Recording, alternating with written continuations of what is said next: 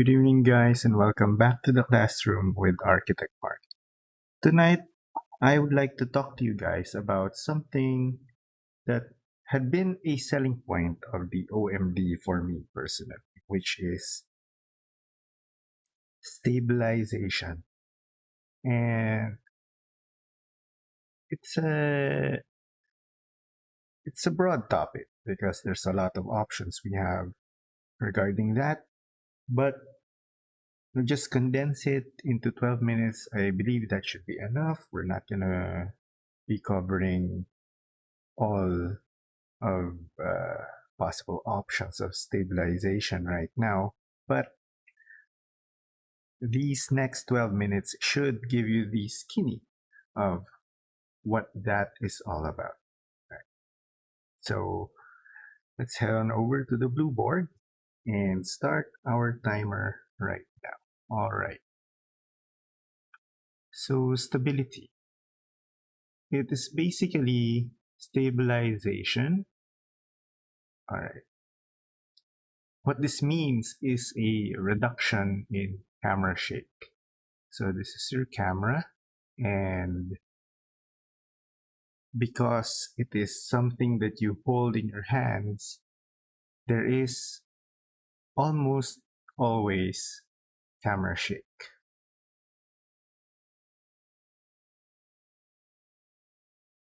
And this thing introduces blur. And normally, well, it's a type of motion blur that is dependent on, well, what happened when you click the shutter button. So in this case, in the case of the OMD E-M5, it has what it calls an IBIS, which means in-body image stabilization.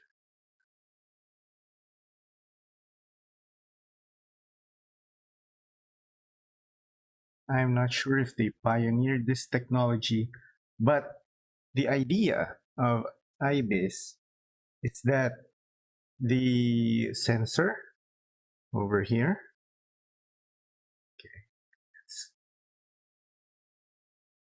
let's show it closer.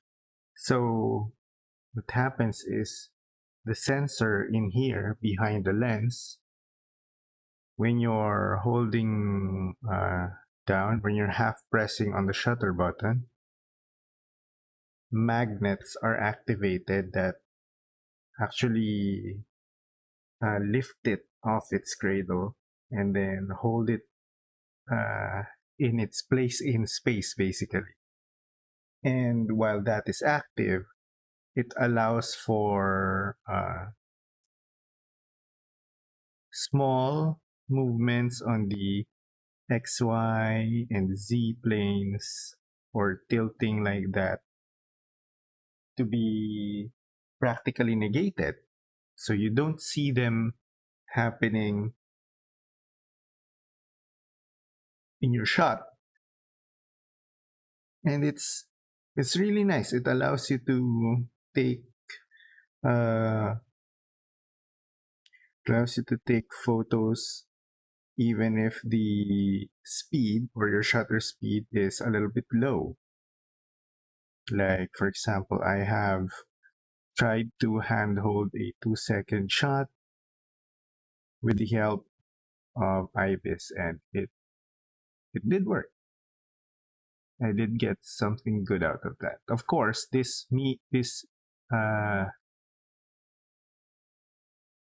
effect is different with varying lenses. That's why when you're activating IBIS, you need to identify the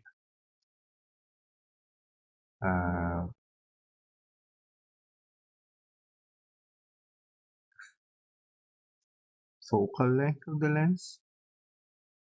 Right? You identify basically your lens, the lens that you have connected to it, so that it knows how much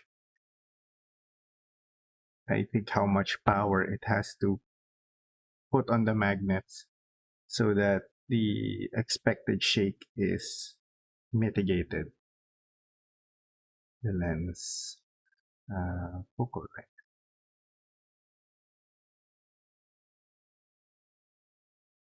Right. Now, that's not the only form of stabilization. In my earlier Panasonic body, there is OIS inside of the lens, which is optical image stabilization.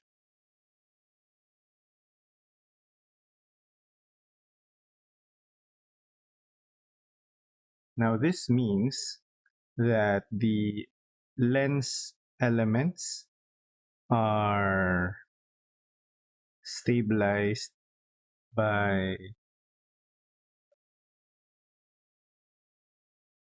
they shift around to compensate for shake. So in IBIS, the sensor shifts. In OIS, the lens element shifts. Now there's also electronic version of this, which is EIS, and this is prevalent in cell phones. This means electronic image stabilization.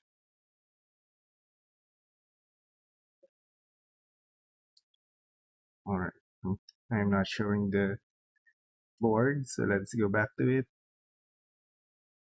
All right, so EIS, so IBIS, sensor moves, OIS, lens element moves,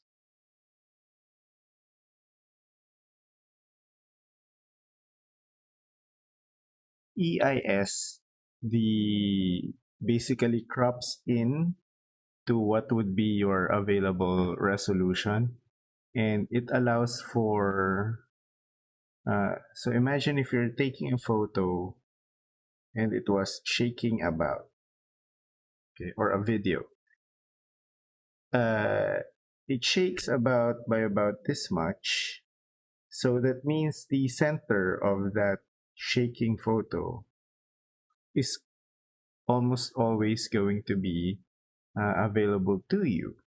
So what EIS does is it crops into that space where shake is no longer present, and then it displays that for the viewer or the user. So this actually moves the resultant image less resolution, because you're basically cropping into the effective size of your sensor. So this crops in and moves the image.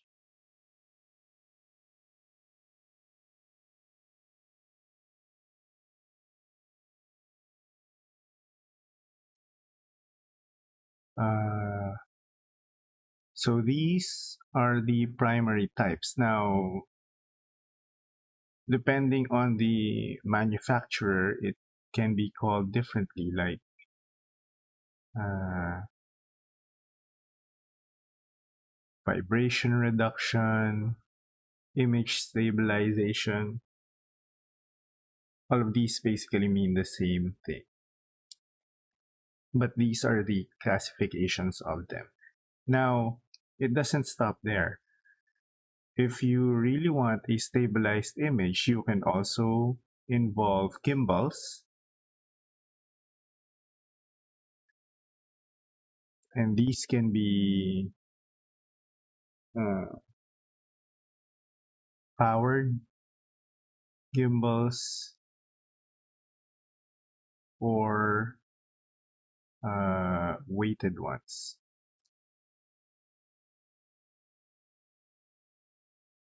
Powered uses what you call a Mm-hmm. gyroscope. So usually powered gimbals are rated by weight. So some gimbals carry smartphone weight or anything that has a small lens attached to it, and then it gets bigger. Uh, Bigger gimbals allow for more flexibility, or you can use much heavier equipment on them. Like for example, if you're shooting with a DSLR with a considerably long lens, you might want to use some of the bigger two-handed gimbals that they use for movies. I mean, they sometimes use it.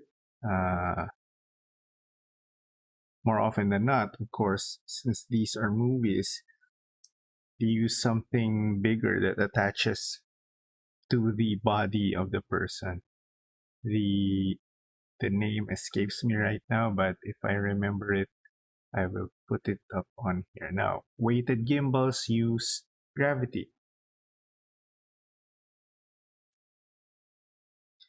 So it uses weights that counter it basically counteracts the force of movement of your hand and keeps the camera stable without much sway when you're moving it around fast because it's very heavy. Uh, you can, like, it has inertia as well. So there are effects that you can do with that. What was that called?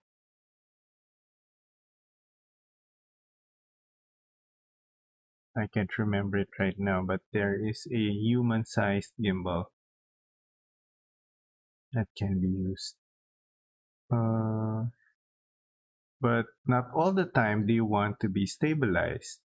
Like, for example, you're shooting something stationary as well. Sometimes it would be good to also turn image stabilization off. And also the camera reacts faster when it is also turned off. So sometimes uh, you your steady hand is really all you need, and that allows for quicker reaction from the camera, and you basically stabilize it by yourself. You can do this by pushing your hand into your body like that. One hand, the hand that will hold the camera, the other dominant hand, normally the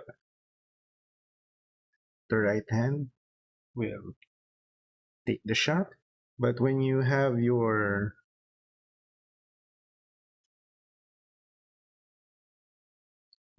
hand close to your body like this, you're basically using yourself as a post, and so it's less prone to movement like that, as opposed to putting it out like this, which introduces more motion from all of the joints that are sticking out of your body. Okay, I suppose for this evening, uh, this is what we have for now. The stabilization's a pretty important concept, especially if you want to deliver smooth outputs or uh, are working in really dark places and you're taking photo there. Stabilized uh, combination, it can be the lens and the body, and sometimes those can work in coordination with each other.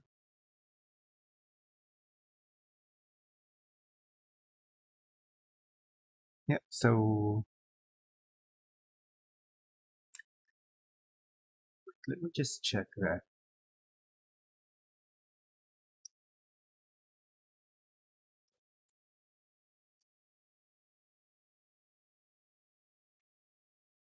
Mm,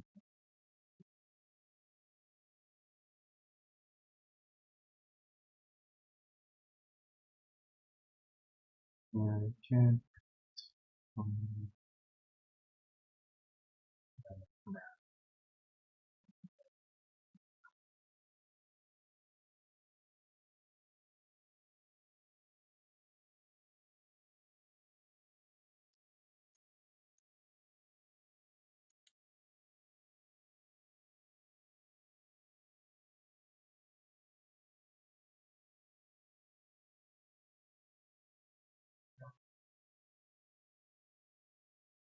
Oh, there it is. It's called Steadicam. So yeah, Steadicam is basically a really big uh, stabilizer that mounts to a person's body, and that allows the camera to move with the person, and you have controls uh, to tell it to pan around, or if you're walking with it. That's that's basically what that is. So there we have it. I hope to see you guys again tomorrow and to learn more about photography and other ways that we go about talking to people, communicating with them. All right? See you guys again tomorrow. Take care and good night.